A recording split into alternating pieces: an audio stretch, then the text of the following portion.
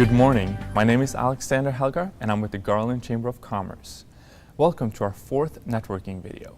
In the previous three, we have covered how to define your target market, how to prepare for a networking event, and how to write a successful elevator pitch.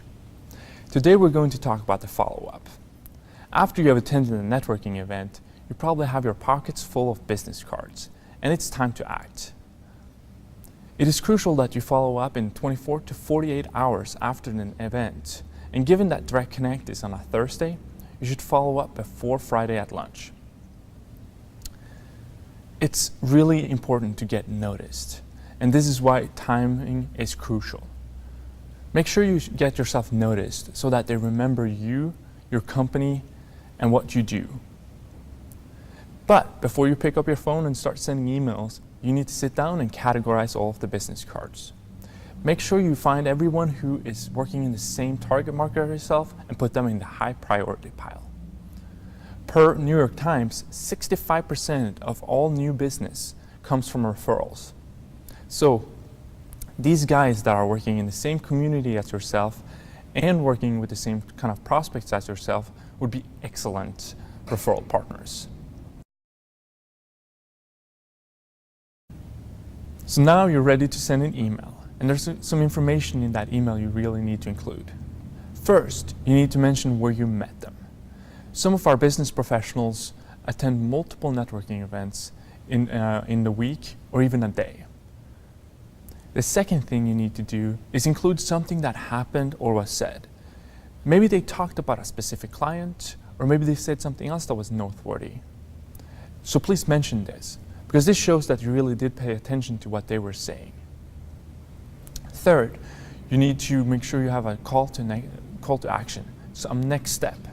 Maybe you want to invite them out for a coffee or a phone call.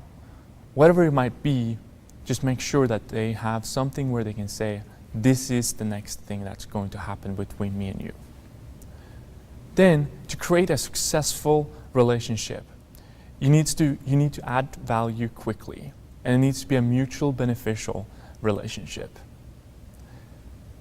You both need to say, how can we help each other, and how can we be a great resource for one another?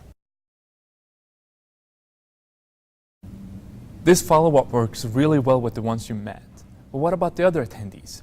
At Direct Connect, we send out a list of every single person that attended the event, so you have a chance to follow up with them as well. The first thing you should do is just do some research about them and who they are serving. Then I would absolutely recommend calling them and have a brief conversation, 5 to 10 minutes, just to talk about what their target market looks like and if they're working with the same prospects as yourself.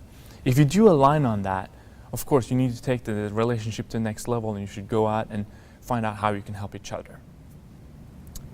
One of the key things to building a long-lasting relationship is to constantly stay in touch. You cannot build great relationships in just one meeting, so it's important to continue on meeting and building trust with each other, because that trust is what will get you referrals. A great way to continue to keep in touch would be to attend events, for example with us at the Garland Chamber, because then you will make sure you can meet them every month at different types of events. Thank you so much for listening in and watching, and I hope to see you at the next Direct Connect.